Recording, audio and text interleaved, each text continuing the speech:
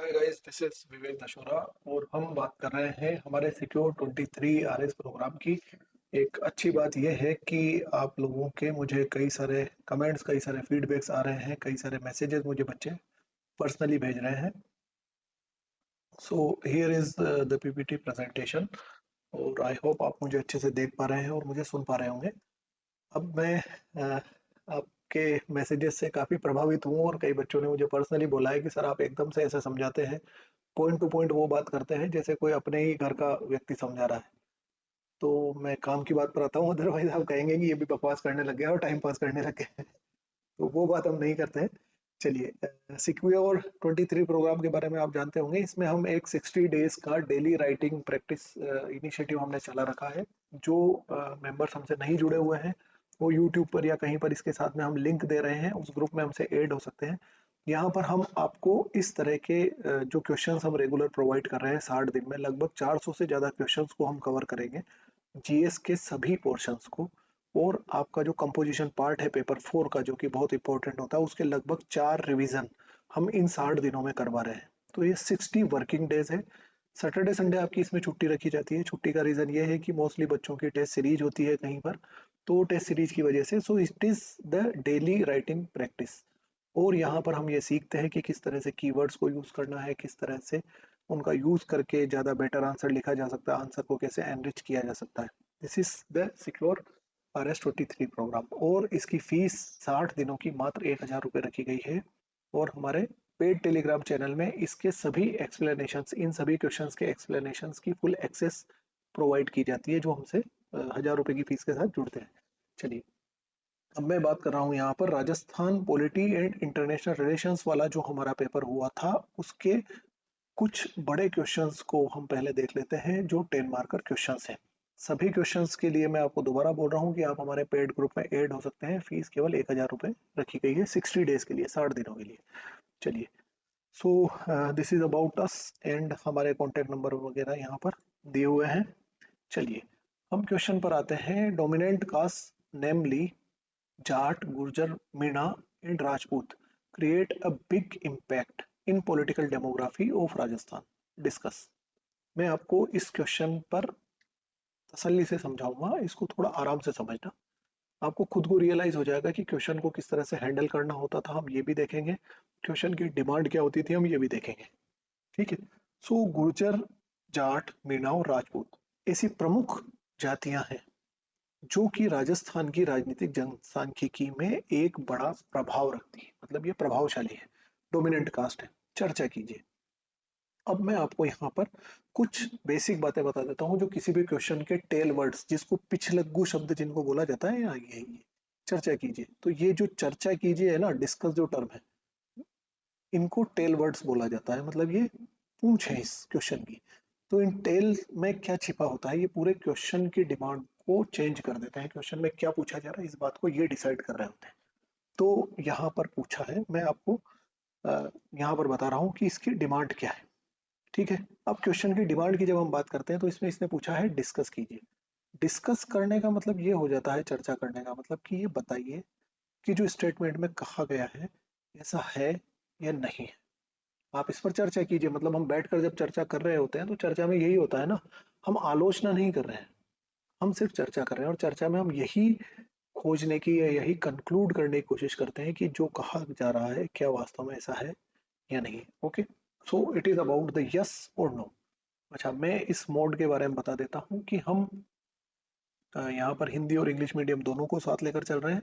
तो मैं कोशिश कर रहा हूँ कि मैं हिंदी और इंग्लिश के कहीं कहीं पर टर्म्स इंटरचेंजेबली लिख दूँ। मतलब जहाँ हिंदी का लिख दिया वहाँ इंग्लिश का नहीं लिखता, इंग्लिश का लिख दिया वहाँ हिंदी का नहीं लिख। बेनिफिट ये है कि इससे दोनों की वोकेबलरी अच्छी हो जाएगी, क्योंकि पेपर 4 भी हमारे को पास करना है। ठीक है। तो इस चीज़ को लेकर बहुत हिचकिचाना मत, क्योंकि हिंदी मीडियम वालों के लिए स्पेशली ये बहुत बड़ी प्रॉब्लम आती है कि इंग्लिश के पेपर में 7 नंबर आ रहे होते हैं, 8 नंबर आते हैं। सर 4 नंबर आए थे, ये कंडीशन हो जाती है कि सर इंग्लिश में तो बहुत ही कम होंगे, पता नहीं, पर बहुत कम नंबर होंगे सर। अभी कॉपियां आएगी जब देखेंगे, सर तीसरी बार मेंस लिख दिया पर पेपर 4 में नंबर ही नहीं आ रहे। तो इस चीज से पार पाने के लिए अभी हमारे पास सफिशिएंट टाइम है, लगभग 100 दिनों का समय है। 100 दिन कम नहीं होते हैं। तो इंग्लिश के कुछ कीवर्ड सीख लोगे, उससे कुछ नहीं बिगड़ेगा। ठीक है। सो पहली बात हमने देख ली कि इस क्वेश्चन की डिमांड क्या है, तो ये पूछ रहे हैं डिस्कस यानी कि चर्चा कीजिए। अब इस क्वेश्चन को दूसरी तरीके से कैसे पूछा जा सकता था, मतलब अगर यहाँ पर टेल वर्ड डिस्कस नहीं आता और इसकी जगह इन्होंने पूछ लिया होता क्रिटिसाइज, आलोचना कीजिए, या फिर यहाँ पर पूछ लिया होता क्रिटिकली एनालाइज, आलोचनात्मक परीक्षण कीजिए या आलोचनात्मक विश्लेषण कीजिए, तो वहां पर आपको ऐसा विश्लेषण करना है। बात को समझना आराम से, तसल्ली से, बहुत ज्यादा जल्दीबाजी में मत रहना। जल्दीबाजी में सिर्फ पढ़ पढ़ कर कुछ भी नहीं होगा, बिना प्रेजेंटेशन के, बिना आंसर लिखने की प्रैक्टिस के, और बिना इस चीज को समझे कि आंसर में लिखना क्या था, पता नहीं कहाँ के कहाँ निकल जाओगे। ज्ञान होना अलग चीज है, पर उसे सटीक चीज, सही 80 से 90% लोग लिखते हैं। सटीक लिखना एक अलग कला है, और इतनी मेहनत कोई नहीं करेगा। मैं अपनी बढ़ाई नहीं कर रहा हूँ, कोई और कर रहा हूँ, उनके साथ जुड़िए, पर ऐसे ही लोगों से जुड़ना। ये रीट पटवार टाइप के जो कबूतरबाज लोग हैं, उनके साथ, ये उन्हें पता भी नहीं है कि मेंस किस चिड़िया का नाम है, आजकल वो भी पढ़ा रहे हैं। तो मैं किसी को क्रिटिसाइज नहीं कर रहा हूँ, पर इस चीज को समझना, इतनी डेप्थ में आपको बात समझाएगा ही नहीं कोई। तो ये कि अगर क्रिटिकली एनालाइज लिख दिया, तो उसका मतलब है कि वो आलोचनात्मक परीक्षण की बात कर रहे हैं। आलोचनात्मक परीक्षण का मतलब ये जो स्टेटमेंट दिया है कि ये 4 कास्ट डोमिनेंट है, इसकी आलोचना करो कि नहीं है, वहां हमें ये बताना है। यहाँ हमें सिर्फ डिस्कस करना है। समझ गए इस एस्पेक्ट को? हर क्वेश्चन के ऐसे ही सारे एस्पेक्ट्स में आपको समझाऊंगा। ठीक है, तो यहाँ पर हमने 2 एस्पेक्ट समझे। अब हम ये देखते हैं कि ऑल्टरनेट वेज क्या हो सकते थे, मतलब इसी प्रश्न को घुमाकर किसी अदर लैंग्वेज में कैसा पूछा जा सकता था। समझ रहे हो बात को? ऑल्टरनेट क्या है, तो उसमें है कि discuss the dominant caste of Rajasthan, Rajasthan की प्रभावशाली जातियां जो राजनीति में भी अपना प्रभाव रखती हैं, उनकी चर्चा कीजिए। तो भी आपको घूम फिर कर ही नहीं भराना है। ये पूछ लिया कि क्या कुछ जातियां ऐसी हैं जो स्टेट की डेमोग्राफी में या राजस्थान की जननांकिकी में एक बड़ा भाग रखती हैं एवं राजनीति में भी अपना प्रभुत्व रखती है, या वैसी कास्ट या वैसी जातियों की, वैसे समुदायों की चर्चा कीजिए, या वैसे प्रमुख समूहों की चर्चा कीजिए जो राजस्थान की डेमोग्राफी में या जननांगिकी में एक बड़ा भाग रखती हैं और इसी के साथ राजनीति में भी अपना प्रभुत्व रखती है। तो भी आपको इसी चीज को लिखना है। सो this is about the impact of the dominance, कि जो डोमिनेंस है और इनका इम्पैक्ट क्या है। यहां तक बात क्लियर है? चीज समझ में आई? इसको साथ में लिखते जाना। ठीक है, चलिए मैं नेक्स्ट चीज पे आता हूं कि अब हम इसे लिखेंगे कैसे, how to handle the answer. अब जब हमसे ये पूछा गया है कि डिस्कस की जब बात आ रही है कि इसको चर्चा कीजिए, तो हम आंसर को स्टार्ट कहाँ से करें? सबसे बड़ी समस्या आती है कि इंट्रो, बोलते हैं इंट्रोडक्शन। इंट्रोडक्शन में हम क्या लिखें, इंट्रोडक्शन कैसे लिखना चाहिए, इंट्रोडक्शन का क्या है, तो वो सारा खेल हम यहाँ पर समझते हैं कि पहली चीज, अगर मैं दोबारा से पिछली स्लाइड पे आऊं, तो इन्होंने सबसे पहली बात करी है, या सबसे जो बड़ा मुद्दा है इस क्वेश्चन का, जो एक्सिस है, जो केंद्र है, वो है पॉलिटिकल डेमोग्राफी। यही है ना? पॉलिटिकल डेमोग्राफी टर्म को इन्होंने सबसे बड़ा मुद्दा माना है, राजनीतिक जनसांख्यिकी, ये इसका एक्सिस है, केंद्र है। अब इस एक्सिस को घुमाते हुए ही हमें इंट्रो स्टार्ट करना है। तो जब हम पॉलिटिकल डेमोग्राफी की बात करते हैं, तो हम ये बात करेंगे कि पॉलिटिकल डेमोग्राफी में क्या क्या चीज आती है, पॉलिटिकल डेमोग्राफी में कौन कौन से एस्पेक्ट्स देखे जाते हैं। तो पॉलिटिकल डेमोग्राफी में हम देखते हैं कि यूथ पॉपुलेशन कितनी है, उसमें हम देखते हैं कि एल्डरली या वृद्ध जनसंख्या जितनी है वो कितने हैं। ठीक है, फिर हम देखते हैं कि शहरीकरण जो है, शहरीकरण की क्या स्थितियां हैं, शहरीकरण का क्या स्तर है, मतलब कि कितने परसेंट पॉपुलेशन शहरीकृत है, अर्बनाइजेशन किस लेवल पर है, बर्थ रेट कितनी है उस स्टेट की पर्टिकुलरली, या किसी एरिया की, किसी देश की, एम्प्लॉयमेंट की क्या सिचुएशन है, लाइफ एक्सपेक्टेंसी कितनी है, और कम्युनिटी या कास्ट की मेजोरिटी कितनी है, किसी समुदाय की मेजोरिटी कितनी है, इन पक्षों को हम देखते हैं। तो पॉलिटिकल डेमोग्राफी की जब बात आती है, वहां पर हम पॉलिटिकल डेमोग्राफी टर्म को डिफाइन करते हुए लिखेंगे कि राजनीतिक जनसांख्यिकी या पॉलिटिकल डेमोग्राफी में इन इन मुद्दों को डिस्कस किया जाता है, या इन इन मुद्दों को ध्यान में रखकर किसी क्षेत्र की, किसी राज्य की या किसी देश की पॉलिटिकल डेमोग्राफी को देखा जाता है, या उसका डिस्कशन किया जाता है। क्या यहाँ तक बात क्लियर है? तो ये हो गया हमारा इंट्रोडक्शन जो हम करीब 20 से 25 शब्दों में लिख सकते हैं। अब हम आते हैं कि राजस्थान की पॉपुलेशन कितनी है। तो राजस्थान की population 6.85 crore according to 2011 census है। उसे हम लिखेंगे कि राजस्थान की 2011 की जनगणना के अनुसार इतनी पॉपुलेशन है, जिसमें हम उस पार्ट बी पर आ रहे हैं या मेन मुद्दे पर आ रहे हैं जो स्टेटमेंट में कहा है, जिसमें कि 4 कास्ट मुख्य रूप से अपनी भूमिका निभाती है। यह लगभग 30% वोटर्स इन चारों जातियों से कवर होते हैं, जो राजस्थान विधानसभा की 100 सीट्स पर अपना प्रभुत्व रखते हैं। ये हमने बताया या हमने उस चीज को सेटिस्फाई किया जो लिखा हुआ था। ठीक है, अब हम आते हैं, परंतु इसके अलावा भी 18% सीट्स ऐसी हैं या 18% वोटर्स ऐसे हैं, पॉपुलेशन का पार्ट ऐसा है जो एससी कम्युनिटी से आता है, एवं 10 सीटों पर लगभग मुस्लिम बाहुल्य यहाँ पर विद्यमान है। तो हमने पहले उस स्टेटमेंट को सेटिस्फाई किया और उसके दूसरे एस्पेक्ट्स भी देखे। अब हम क्या है कि इस बात को बताएंगे कि क्या वास्तव में ऐसा है कि सिर्फ ये चारों कास्ट ही ऐसी है जो अपना डोमिनेंस रखती है।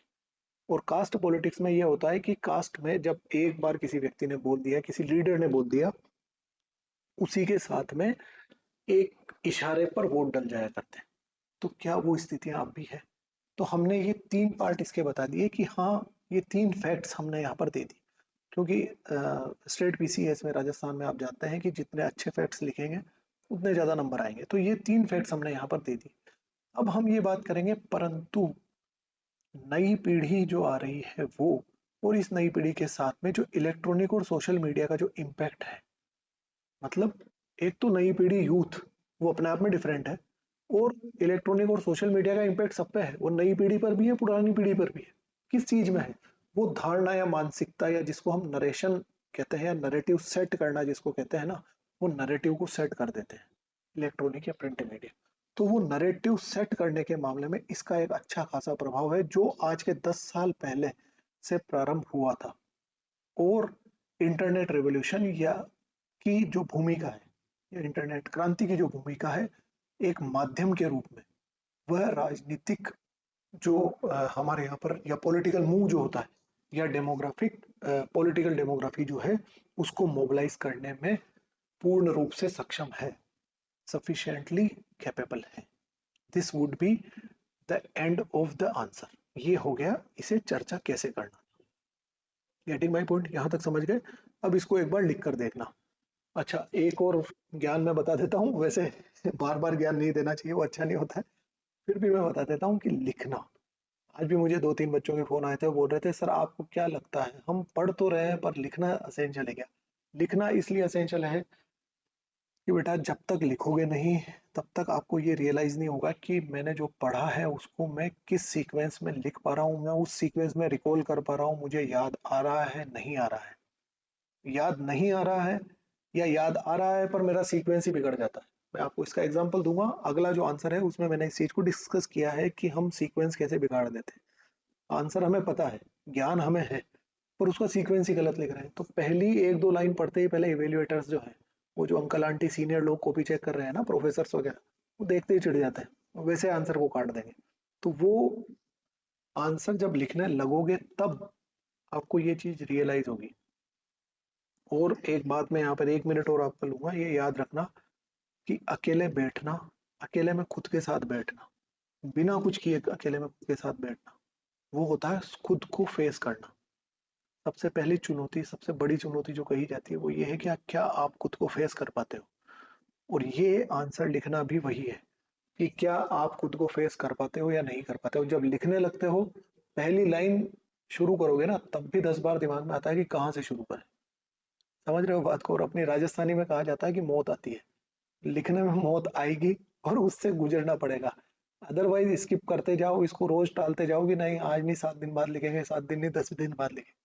फिर भी मैं प्रैक्टिकली बोल रहा हूँ कि रोज कोशिश करना है कि आधे से 1 घंटे रोज लिखो। Getting my point? अब इससे ज्यादा ज्ञान नहीं दूं वरना आप बोलोगे भाषण ज्यादा देता है। चलिए, तो मैं नेक्स्ट क्वेश्चन पे आता हूँ। ये आईआर का क्वेश्चन था, and this is the recent statement. अभी एस जयशंकर साहब ने, अपने जो विदेश मंत्री हैं, उनके स्टेटमेंट्स हैं, और उसमें उन्होंने कहा है कि good governance is necessary at home and right judgement are necessary abroad. जो राइट जजमेंट्स हैं वो नेसेसरी है abroad, and good governance is necessary at home. ये गवर्नेंस सीधा इंटरनेशनल रिलेशंस या आपकी जो फॉरेन पॉलिसी है उससे जुड़ रहा है। इतना इंपॉर्टेंट स्टेटमेंट है। चलिए, अब मैं इस चीज पर आता हूं कि इस क्वेश्चन की डिमांड क्या है। उसकी डिमांड पर हम बात करते हैं। Let me change the pointer, yes, ठीक है।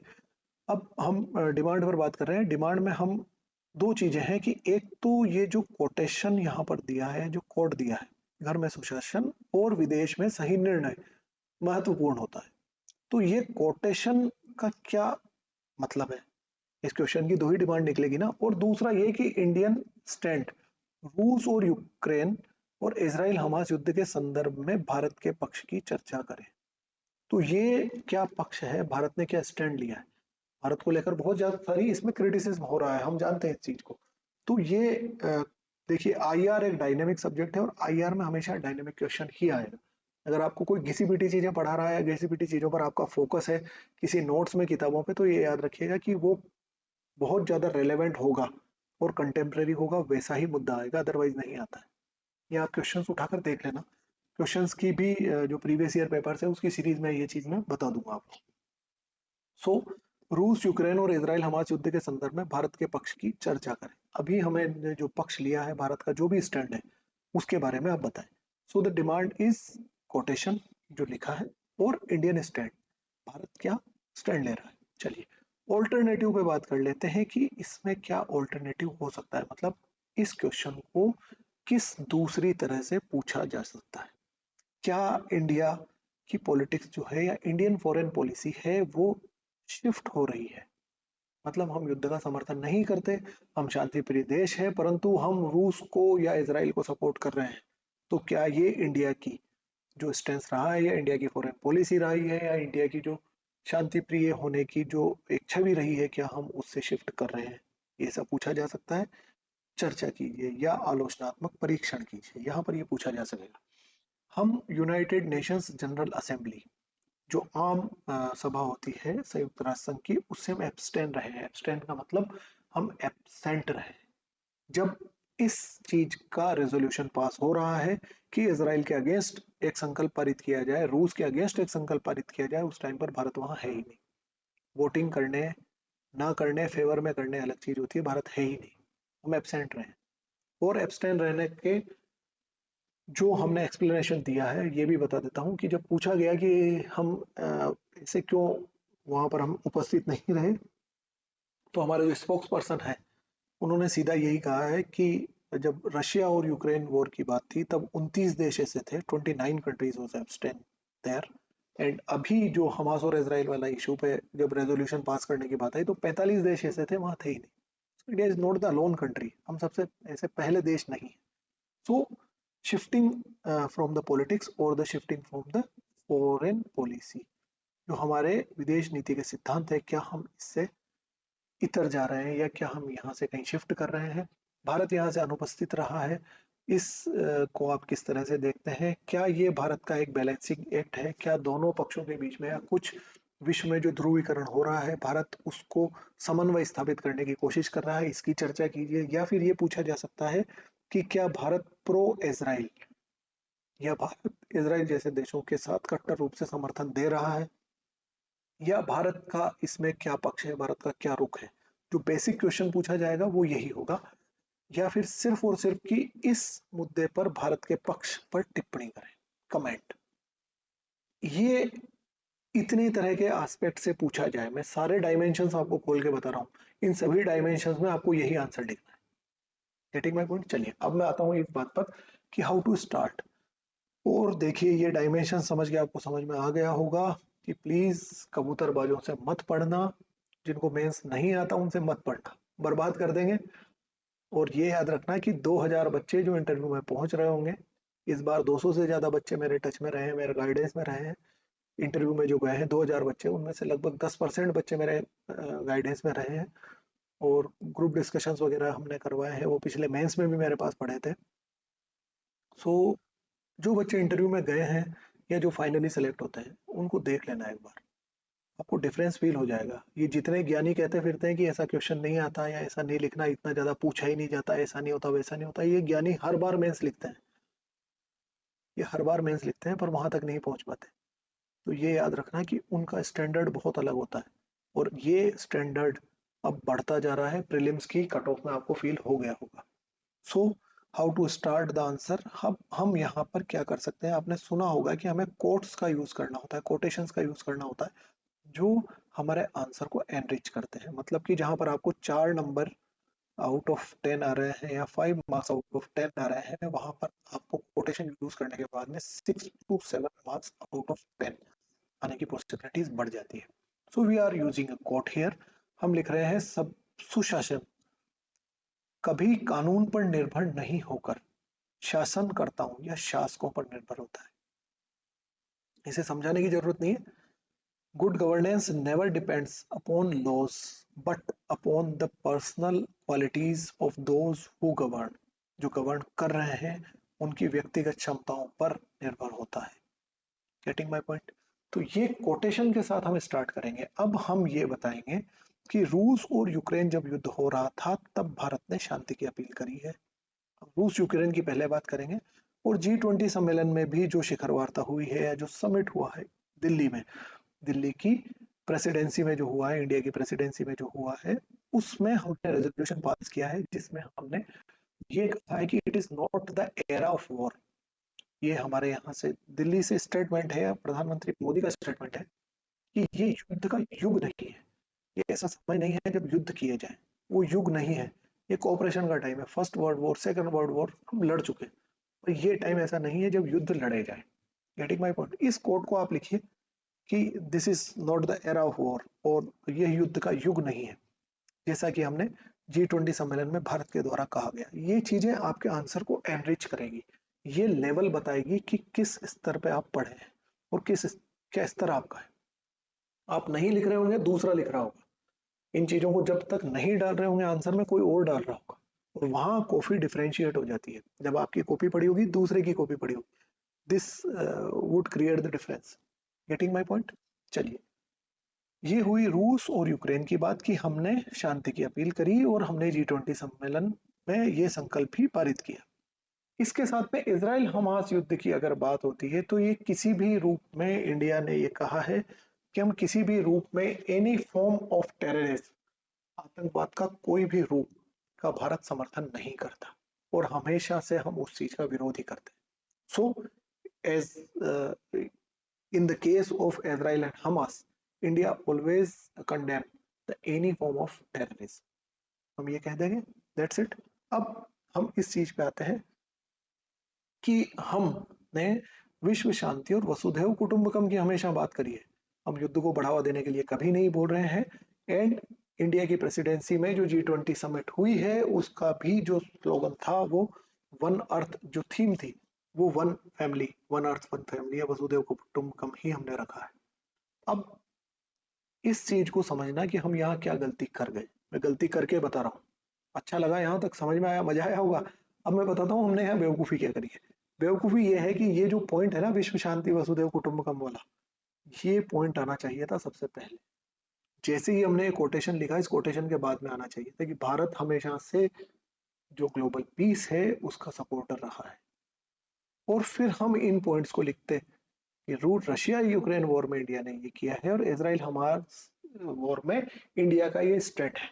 एंड आफ्टर दिस एंड, कि अभी जो इसराइल और हमास के इसमें इसराइल का हमने समर्थन किया है, या इंडिया इसराइल को सपोर्ट कर रहा है, या इंडिया की तरफ से इसराइल को कंडेम नहीं किया गया है, तो पैलेस्तीन को हमने सपोर्ट किया है, या पैलेस्तीन पे अटैक को हमने सपोर्ट नहीं किया है। हम हमेशा बोलते हैं कि पैलेस्तीनियंस आर इनोसेंट, तो पैलेस्तीनियन नहीं मरने चाहिए, बट हमास के जो लड़ाके हैं, आतंकवाद है, उसे हम कंडेम करते हैं। क्यों?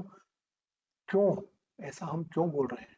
रीजन है उसका एक, कि ये जो स्टेटमेंट हमने दिया है ना, घर में सुशासन और विदेश में सही निर्णय महत्वपूर्ण होता है, वो घर की बात क्या है? वो घर की बात यह है कि हम अपने घर में, अपने देश में आतंकवाद से सबसे ज्यादा ग्रसित रहे हैं। We are the biggest victim of terrorism after the independence. Bharat उन देशों में से रहा है जो आतंकवाद का सबसे ज्यादा जो ग्रसित रहे हैं, आतंकवाद का दंश जिसने सबसे ज्यादा झेला है, उन देशों में से हम एक रहे हैं।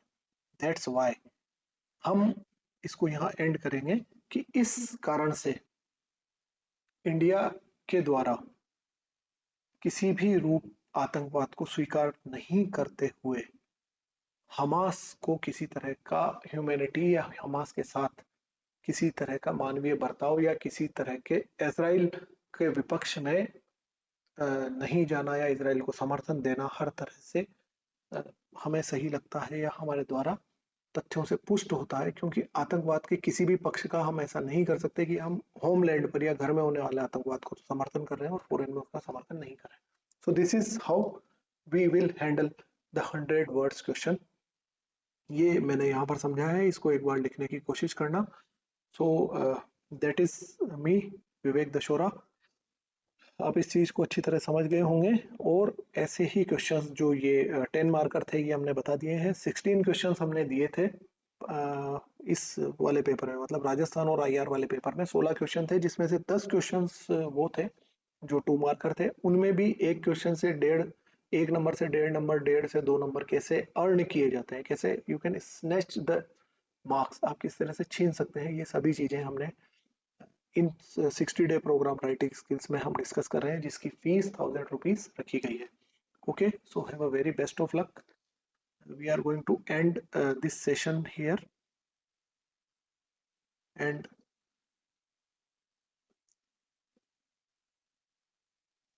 लिंक में आपको ये सारी चीजें प्रोवाइड कर दी जाएगी। Have a very best of luck.